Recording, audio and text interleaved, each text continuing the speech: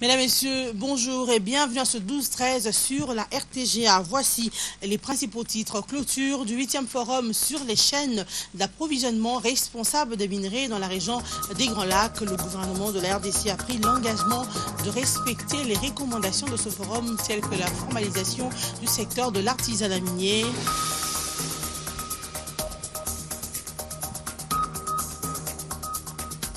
Un coup de pouce de Marie-Olive Lembe Kabila aux élèves du complexe scolaire Jackie et Congo dans la commune de Lagombe et des kits scolaires dont de la première dame de la RDC ont été remis aux élèves de cette école. En sport, l'entraîneur du Bordeaux en France n'est plus d'accord à l'idée de laisser les joueurs africains aller disputer un grand rendez-vous continental en pleine saison. L'avantage du joueur africain, c'est la puissance, mais le foot, c'est aussi l'intelligence. Ces propos font polémique. Est-ce du racisme? Vous suivrez l'extrait du débat à ce sujet dans ce journal. Encore une fois, bonjour. Après 3 jours d'échanges sur différentes questions d'actualité, notamment en ce qui concerne la santé, le développement et la sécurité, les travaux de la 34e Assemblée générale de l'Association internationale des maires francophones se sont ouverts officiellement ce jeudi au Grand Hôtel Kinshasa.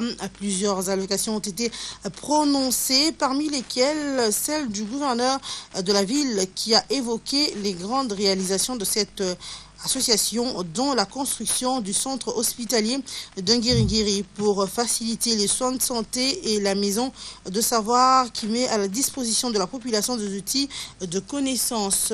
La présidente de l'AIMF et maire de Paris se dit satisfait vis-à-vis de la signalisation de certaines personnes qui pensent qu'il faut couper les relations avec l'Afrique en général et les pays les plus touchés par le virus Ebola, question qui a justifié le sérieux des recommandations attendues pour enrayer cette épidémie. L'ONU-SIDA, dans son exposé, a soutenu que les maires de villes qui prennent part aux travaux doivent agir vite et de manière stratégique pour mettre fin à l'épidémie du sida.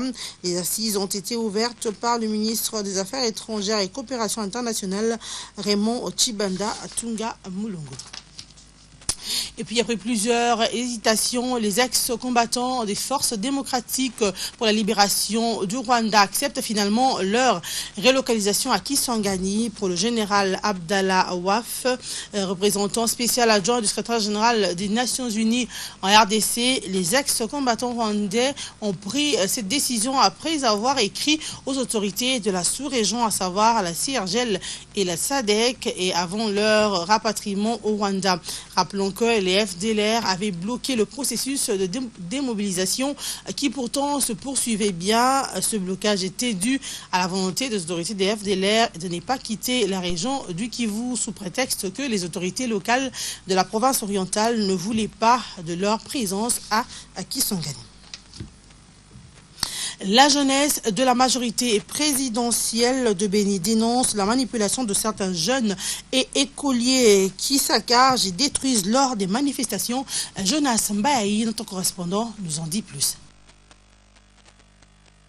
Les actes de vandalisme observés lors des différentes marches dites de colère à Béni et à Butembo contre les carnages à répétition dans la région ne sont pas l'œuvre de toute la population, moins encore de toute la jeunesse. Les jeunes de la majorité présidentielle qui les dénoncent parlent d'une manipulation d'une 50aine de jeunes par des politiciens qui veulent faire vivre leur parti politique en bondissant sur les morts innocents. Monsieur Isaac Ndaliko, président de la jeunesse de la majorité, l'a dit et appelle la population à se désolidariser de toute action qui va réjouir celui ou ceux qui égorgent les gens. Il a donné clairement ce conseil. Nous demandons aussi aux structures de l'opposition, aujourd'hui à mode de positionnement, œuvrant dans la partie du Nord Kivu, de ne pas distraire notre population en incitant la population à la manifestation facieuse. La sécurité étant une affaire de tous, nous félicitons et encourageons encore une fois la population de Gadi, de Ouicha, Maïmoya, Béni, voire même Boutem, pour leur bravoure, toujours affichée devant la situation difficile, sécuritaire. Isaac Ndaliko,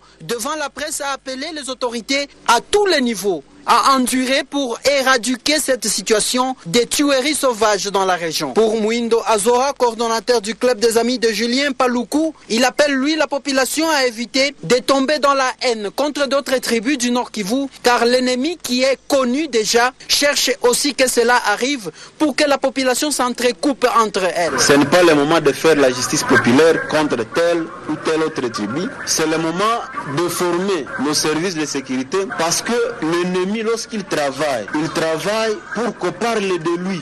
Et lui, à ce moment-là, il aura gagné ce qu'il est en train de chercher. Pendant ce temps, la police nationale congolaise empêche toute tentative de perturbation de l'ordre public, surtout à la partie est de la ville de Butembo et dans la ville de Beni. Ainsi, certaines arrestations sont enregistrées pour les récalcitrants.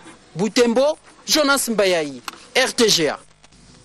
Et de leur côté, les FARDC soutenus par la MONUSCO ont multiplié les patrouilles nocturnes et diurnes pour contrer d'éventuelles exactions des rebelles de ZADF contre les populations civiles dans le territoire de Beni et les environs. Lors de ce ratissage, un rebelle supposé appartenir au groupe ADF a été appréhendé et un autre tué. Ces précisions ont été données le mercredi au cours du point de presse hebdomadaire de la MONUSCO, Moussa Wamba. Aussitôt déployés dans une opération de ratissage pour contrer les actes de barbarie et de tueries des ADF envers les populations de Beni et de Butembo, les FARDC et la MONUSCO effectuent des patrouilles régulières de jour comme de nuit. Pour la MONUSCO, cette vaste opération de ratissage produit déjà des fruits car un élément de l'ADF a été tué par les FARDC au cours des accrochages dans la localité de Mayamoto, située à quelques kilomètres de Beni, et un autre appréhendé au village Kwele. Visiblement, l'armée congolaise est déterminée à mettre un terme aux exactions des rebelles ADF à Beni et aux environs. Charles-Antoine Bambara, porte-parole de la MONUSCO, a eu à signaler que la force onusienne a renforcé ses effectifs dans ce secteur par le déploiement de plusieurs unités supplémentaires du bataillon népalais destiné à soutenir les opérations des FARDC et à mener conjointement avec les troupes de l'armée congolaise des patrouilles intenses de domination des terrains à Beni. Objectif, traquer les assaillants, contrôler et empêcher d'autres exactions contre les populations de Beni et consorts. Le gouvernement congolais s'approprie les recommandations du 8e forum sur les chaînes d'approvisionnement responsables des minerais dans la région des Grands Lacs. L'engagement est du vice-premier ministre et ministre du budget Daniel Mukoko Samba qui a procédé à la clôture de cette rencontre. Du lot des recommandations, il faut souligner la formalisation du secteur de l'artisanat minier. Georges Bakabakangese Matoulou et Francis Siamondele. Après 3 jours d'échanges et de cogitations sur la problématique de l'approvisionnement responsable des minerais dans la région des Grands Lacs, les participants ont abouti à une série de recommandations axées sur la sécurité, la fin de l'exploitation illicite, la certification des mécanismes d'exploitation et de commercialisation, ainsi que la formalisation de l'artisanat minier. Ces conclusions vont toutes dans le sens d'arrêter la contrebande minière et d'assurer la traçabilité en vue de transformer les minerais des conflits en minerais de développement. Par la voix de Daniel Mukoko, vice-premier ministre et ministre du budget, représentant du premier ministre Matata Ponyo, le gouvernement central a promis de faire siennes les recommandations et de s'activer à les appliquer. Le point de presse conjoint, ministre des Mines, secrétaire exécutif de la CIRGL, représentant de l'OCDE, a permis d'étoffer la compréhension des différentes recommandations du forum. On y retiendra par exemple que désormais, l'artisanat minier ne peut être exercé que par une coopérative ayant au moins 100 personnes en son sein. Des enquêtes préalables vont pouvoir attester de la viabilité du site exploitable. De plus, des policiers ou militaires impliqués dans les exploitations minières vont encourir les plus graves sanctions. Si la tenue du 8e forum conjoint CIRGL-OCDE, groupe d'experts des Nations Unies, appartient à l'histoire, une nouvelle page s'est ouverte sur l'observance et le renforcement des outils destinés à lutter contre l'exploitation illégale des ressources naturelles de la région des Grands Lacs en général et de la République démocratique du Congo en particulier. Dans un autre chapitre, la grève des magistrats a des conséquences redoutables dans la société en ce qui concerne la redistribution de la justice, tout en plaidant pour une solution urgente entre les deux parties. Certains analystes pensent que le gouvernement peut anticiper les négociations avec d'autres catégories socioprofessionnelles au lieu d'attendre qu'elles déclenchent l'arrêt de travail. Suivez cette réflexion de Bernadette Kamango, Simon Kabamba et Suzy Kibira Omari. Comme toute grève, celle des magistrats peut provoquer un dysfonctionnement dans l'appareil judiciaire au sein des parquets et tribunaux. Déjà, on signale des audiences programmées renvoyées sine die. Ici, les craintes relevées sont des irrégularités et le freinage de beaucoup de dossiers ainsi que de leurs instructions, surtout au niveau des parquets et de la police judiciaire. Sur ce point, il est en principe prévu par la loi qu'une détention d'un citoyen ne peut dépasser 48 heures. Ensuite, le risque de cet arrêt de travail et la possibilité de se faire justice par le préjudiciable et aussi de favoriser la pratique de la justice populaire. Les magistrats ont besoin de se faire comprendre par le gouvernement. Les deux parties doivent trouver un terrain d'entente autour d'une rémunération valable. Et sur ce point, disons que les hommes et femmes en toge noire, qui touchent largement au-dessus des autres fonctionnaires de l'État, savent mieux que quiconque qu'à défaut de $1 600, un accord intermédiaire peut être conclu. C'est ici l'endroit d'exhorter le gouvernement à ne pas attendre la grève pour ajuster les salaires. Les mêmes cadres gradués ou licenciés travaillant tous à la fonction publique ne s'expliquent pas cet écart de traitement. Les médecins sont-ils plus utiles à la société que les enseignants? Les magistrats sont-ils plus utiles que les comptables et autres agents de bureau? Ne dit-on pas ailleurs, à diplôme égal, salaire égal? Comment relever les défis de nombreux problèmes du recensement des Congolais? La question était au cœur de la rencontre le mercredi entre le ministre de l'Intérieur et les membres de l'Office national d'identification de la population pour le PCA. Geneviève Inagosi Boulaïbambika Songo qui conduisait cette délégation. L'ONIP est déterminé à remplir la mission lui est confiée par le chef de l'État. Un reportage de Makimbuku Kambamba. Nommés récemment par ordonnance présidentielle, les membres de l'Office national pour l'identification de la population ont échangé ce mercredi avec le ministre de l'Intérieur et Sécurité, responsable direct de cette structure. Conduite par son PCA Geneviève Inagosi Bouloa Kasongo, la délégation de l'ONIP est allée discuter avec Richard Mouyej-Monguez-Mons sur les grands défis à relever par cette structure pour accomplir ses missions. Les missions, c'est quoi entre autres? C'est d'abord l'identification systématique et effective de la population, la constitution et l'entretien du fichier général de la population, mais également la délivrance de la carte d'identité nationale. Vous savez que c'est depuis près de 3 décennies que la carte d'identité n'a plus jamais été délivrée dans ce pays. Et avec le ministre, nous avons échangé sur l'importance et l'urgence de notre travail. Avec leur ministre de tutelle, ils ont également établi les priorités à exécuter avant le lancement des activités. Nous allons commencer par préparer des textes fondateurs, c'est-à-dire qui permettent le fonctionnement de l'ONIP. Le décret est là, mais après le décret, il faut avoir un règlement intérieur, il faut avoir un cadre organique, il faut préparer un règlement financier, il faut préparer les statuts du personnel et faudra-t-il qu'il y ait la toute première réunion du conseil d'administration qui adopte tous ces documents à transmettre à la hiérarchie. Les membres de l'ONIP ont enfin annoncé la tenue très prochainement du premier conseil d'administration. Les défis sont énormes, certes, mais l'ONIP promet de faire de son mieux pour accélérer les opérations. Économie maintenant, près de 340 milliards de francs congolais ont été mobilisés par les régies financières. Le ministre délégué aux finances qui a présidé la réunion sur la mobilisation des recettes a exhorté la DGDA, la DGI et la DGRAD à fournir encore plus d'efforts pour permettre à l'État d'avoir les moyens de sa politique. Bibiche Mouzeke Matete, Chimska Pangala nous en parle. La réunion sur l'évaluation hebdomadaire du suivi de la mobilisation des recettes présidée ce 5 novembre par le ministre délégué aux Finances a constaté à la fin du mois d'octobre l'entrée d'environ 340 milliards de francs congolais, TVA y comprise. La DGRAD en particulier a effectué 90% des attentes.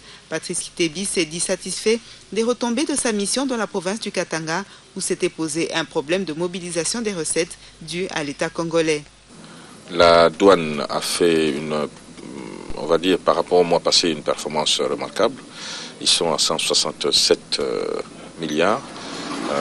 Je pense que la mission qui a été conduite au Katanga a produit ses effets parce que d'un mois à l'autre, on est passé de 42 milliards le mois passé à pratiquement 79-80 milliards pour ce mois-ci, ce qui est une excellente chose. Et nous avons donc exhorté dans ce domaine-là le directeur général à continuer les efforts.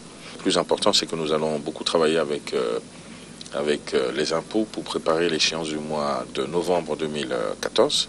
Tous les responsables des 3 régies financières ont été mis devant leurs responsabilités pour éviter toute fuite des capitaux.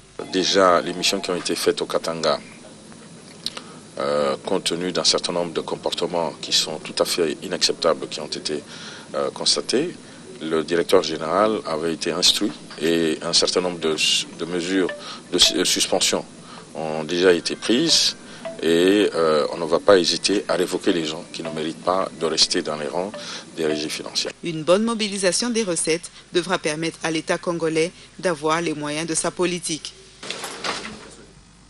Parlons environnement. Si l'aide aux populations reste la priorité, traiter les conséquences environnementales de la guerre est également un aspect primordial.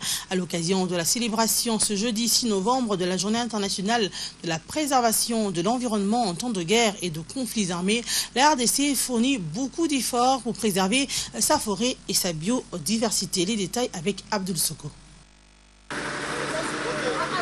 La Journée internationale de la préservation de l'environnement en temps de guerre et de conflits armés a été instaurée par les Nations Unies en 2012. Ce dans le but d'interpeller tous les pays victimes de ces conflits, souvent motivés par l'appropriation des ressources naturelles. En 2007, on comptait 65 conflits armés liés aux ressources naturelles sur les 328 récusés dans le monde, la plupart en Afrique et en Asie. La République démocratique du Congo est l'un des pays africains victimes des pillages et des ressources naturelles dus aux conflits armés. C'est plus de 15 ans qu'elle connaît une guerre dramatique pour la possession du coltan. Ces exploitations illégales entraînent la présence d'armées étrangères dans la région du Kivu et menacent l'écosystème forestier de la région. Face à cette situation, la RDC a pris, à travers l'article 14 du Code forestier de 2002, l'engagement d'augmenter la proportion du territoire national dédié à la conservation de la biodiversité. Au-delà de 15%, l'application de cette loi s'est concrétisée par la création de nouvelles aires protégées, dont la réserve Tumbale-Diima, érigée dans les provinces de l'Équateur et du Bandundu le 7 décembre 2006. L'arrêté qui classe cette réserve indique à ses articles 4 et 5 que les modalités de gestion seraient fixées par l'Institut congolais de conservation de la nature et les communautés locales riveraines auprès desquelles elle vient contribuer au développement socio-économique par le biais du programme de conservation communautaire participative. À l'occasion de la célébration de cette journée internationale de la prévention et l'exploitation de l'environnement en temps de guerre et de conflits armés, les organisations de la société civile, les chefs coutumiers et les représentants des communautés de la réserve Tumbale-Diima sont en pourparlers avec les autorités nationales sur les stratégies pouvant aider à aboutir à une conservation réellement participative dans la réserve Tumbale-Diima. Ce, dans le souci d'éviter que cette réserve soit les cibles des conflits armés. Si l'aide aux populations reste prioritaire, traiter les conséquences environnementales de la guerre est également un aspect primordial. Suite aux guerres, les hippopotames, les okapis, les bonobos, les rhinocéros, les éléphants, les gorilles de montagne, les lions et autres espèces sont en voie de disparition en RDC. La dégradation de ces biodiversités est causée par les conflits armés dans l'est de la République démocratique du Congo. Si l'on n'y prend pas garde, le pays serait exposé aux multiples changements climatiques malgré la présence de la forêt congolaise. Tout à fait autre chose, des kits scolaires, dont de la première dame de la République démocratique du Congo, ont été remis au complexe scolaire Jackie et Congo dans la commune de La Gombe. Un coup de pouce de Marie-Olive Lembe-Kabila aux élèves de cette formation scolaire pour améliorer leurs conditions d'études. Suzuki Bira-Marie.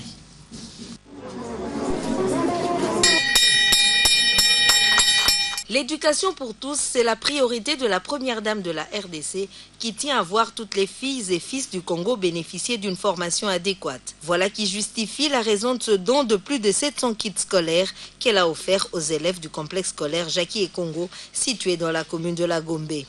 Une joie des bénéficiaires qui pour la plupart se rendaient à l'école sans fourniture scolaire. Merci Maman Olive pour les sacs qu'il nous a donnés, que Dieu te bénisse avec le président. Bonjour, donne Maman Olive merci pour les cadeaux qu'elle nous avait donnés.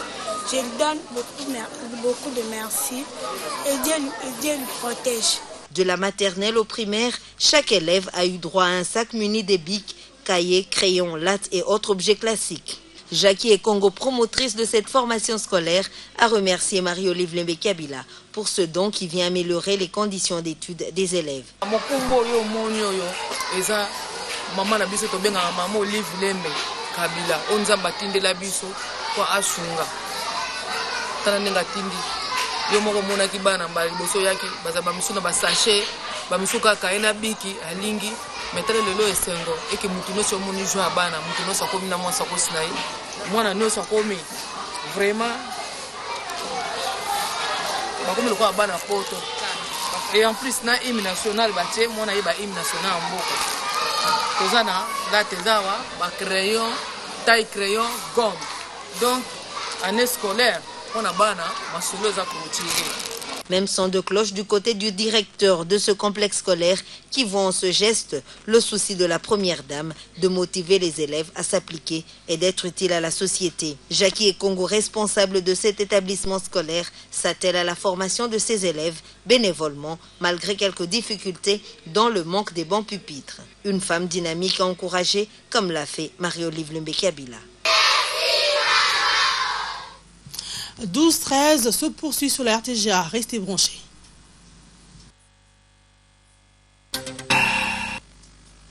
Poursuivons ce 12-13 avec l'actualité en province. Après un long séjour à l'étranger, le gouverneur du Bas-Congo, Jacques Mbadou Sitou, a regagné sa province le mercredi à l'entrée de la ville portuaire de Matadi. Une foule en liesse l'attendait pour ce retour au Bercail. Vicky Moukebaï, Richard Chakokaningeli. À l'entrée de la ville portuaire de Matadi, sur le pont Pozo, les Matadiens se sont donné rendez-vous pour accueillir leur gouverneur de province, Jacques Mbadou Sitou. Les membres du gouvernement provincial, les forces vives et une foule en liesse brandissant des drapeaux des partis politiques, des calicots et des affiches annonçant le retour en force du chef de l'exécutif provincial du Bas-Congo.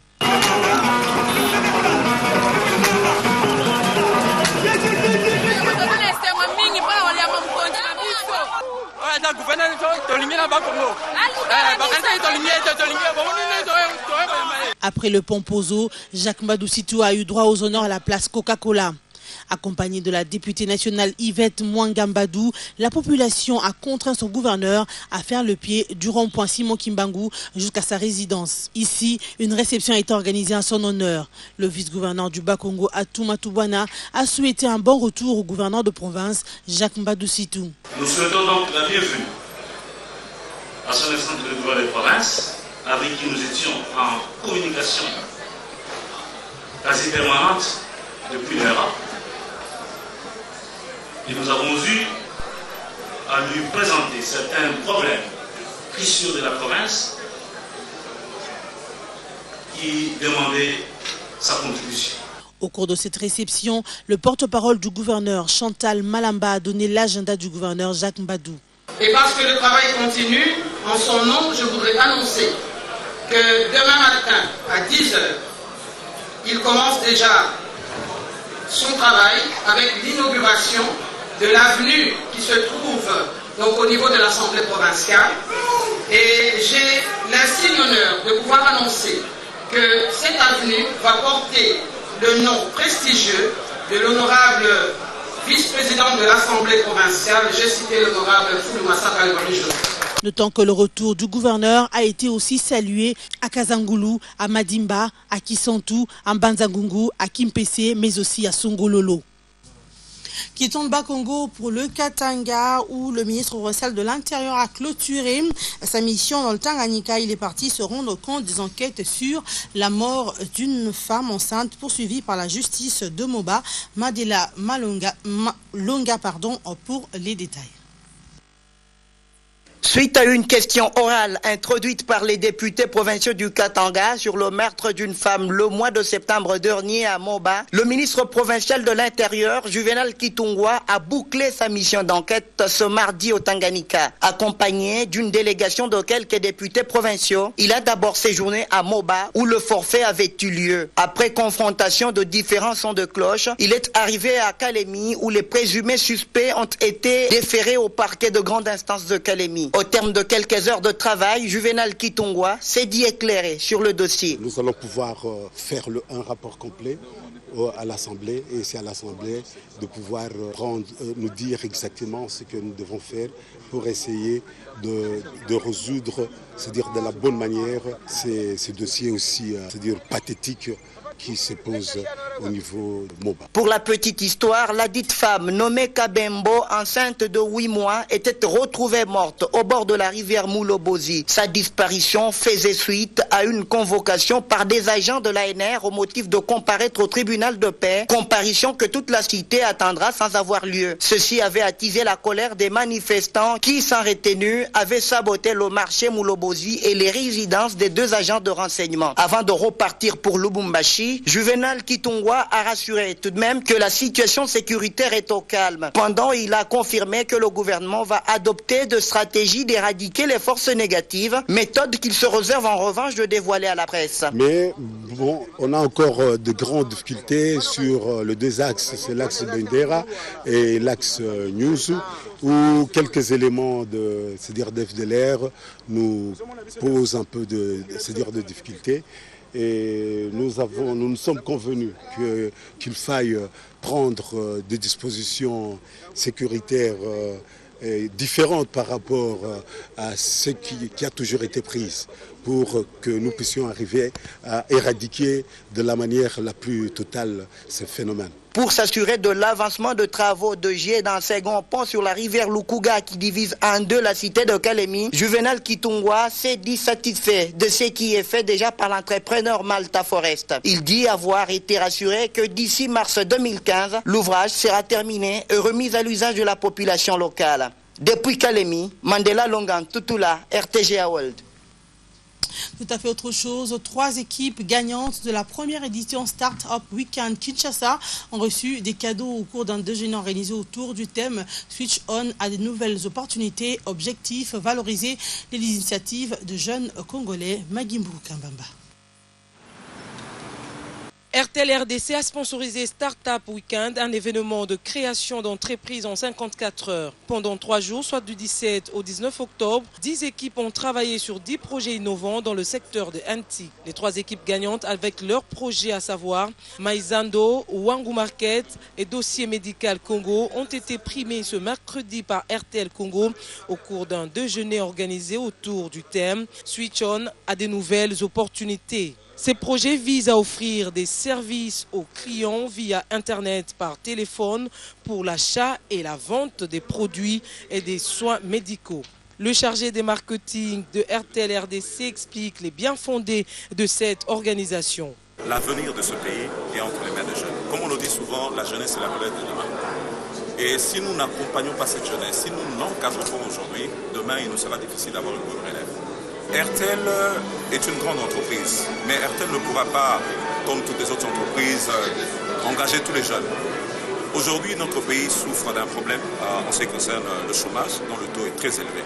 Une des manières pour nous de pouvoir contribuer à la lutte contre le chômage, c'est de pouvoir aider les jeunes gens à devenir leurs propres entrepreneurs. Parce que s'ils le deviennent, demain, eux aussi vont créer des emplois.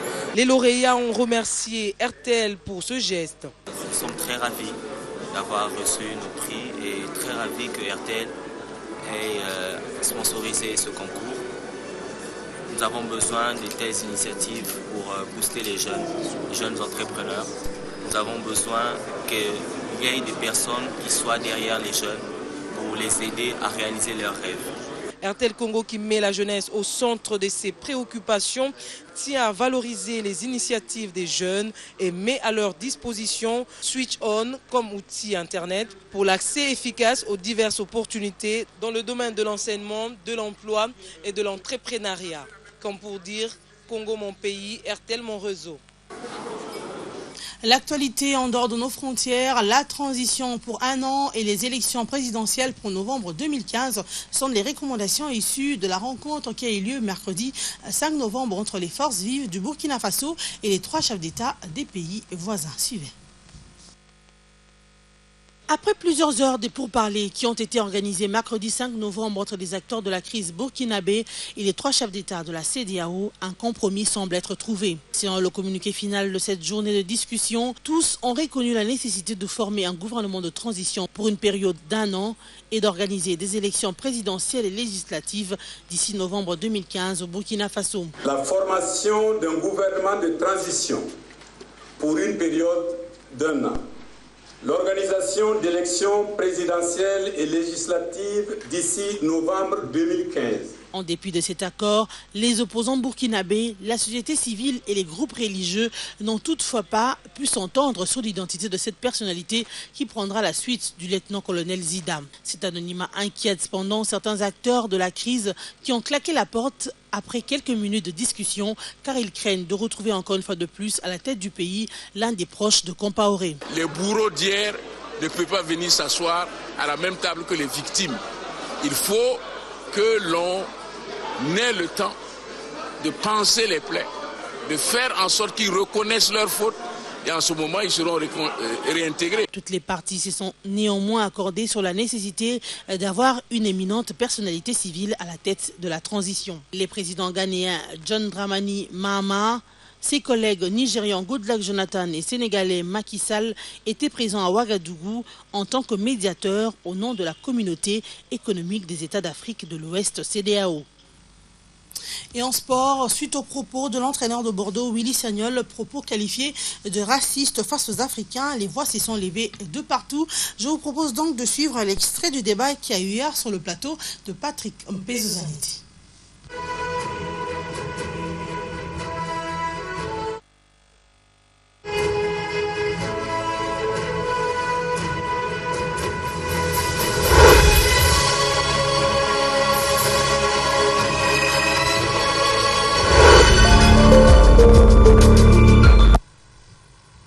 Patrick Issou, bonsoir. Bonsoir Patrick Pezo. Alors d'abord les grandes lignes de ce journal des sports. On commence bien sûr par cette polémique qui s'est créée autour des propos de Willy Sagnol. Vous veniez de l'annoncer tout à l'heure, donc ça a créé la polémique, une polémique générale. Il y a des dirigeants sportifs qui, français, qui ont essayé de le soutenir, mais ce soutien n'est pas aussi considérable, d'autant plus que les organisations des défenses des droits de l'homme, des organisations des luttes contre le racisme, voire la violence, sont montées au créneau pour condamner cette attitude de Willy Sagnol. Et la plupart, elles sont allées loin pour dire qu'elles vont porter plainte dans les jours à venir contre cet entraîneur français. Vous allez également vous poser la question, la LICRA, la Ligue internationale contre le racisme et l'antisémitisme, est montée au créneau et elle a même rompu le partenariat avec ce club, donc pour dire que ces propos ont dérangé plus d'un. Alors il y a des réactions, même ici en RDC, Patrick. En RDC également, la Ligue sportive pour la défense des droits de l'homme, également la Commission nationale des préventions, des luttes contre la violence et la corruption également, sont également montées au créneau pour condamner cette attitude. Elles ont dit qu'en plein 21e siècle, on ne peut pas avoir ce genre de réaction. Donc voilà ce qui se passe autour des propos de Willy Sagnol. On parlera aussi de l'EPFKIN et FC Renaissance vient d'enregistrer sa première défaite, Patrick. Ça s'est demandé quand est-ce que ça allait arriver. Les gens attendaient voir. Finalement. Voilà, finalement c'est arrivé aujourd'hui face à Arc-en-Ciel. Le Football Club Renaissance n'a pas tenu. Battu sur le score de 2-1 par cette formation. Eh bien, il y a également une polémique autour de ça. Les gens se demandent, l'équipe de Renaissance appartient à un pasteur et l'équipe d'Arc-en-Ciel appartiendrait à quelqu'un qui pratique le fétiche au niveau de la RDC. On les connaît.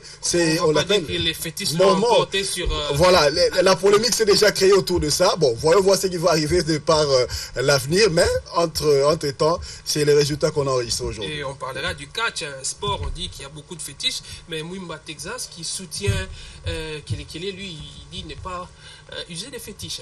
Voilà, lui, heureusement ou malheureusement, on ne sait pas le dire, mais il dit que lui, il ne pratique pas le fétiche. Il a profité de son séjour à Kisangani pour apporter son soutien à ces catcheurs internationaux congolais, champions du monde, qui se meurent dans sa maison, dans une des communes de la province, de la ville de Kisangani. Et voilà, et lui qui était là-bas, profitant de son séjour, il est allé lui rendre visite et puis apporter un petit quelque chose. Donc on commence par le débat autour de Willy Sagnol avec un reportage qui est prévu, Patrick. Justement, avec un reportage, voilà, les propos ont dérangé plus d'un. Je l'avais dit tout à l'heure, les organisations des défenses des droits de l'homme et des luttes contre l'antisémitisme sont montées au créneau pour condamner ces propos.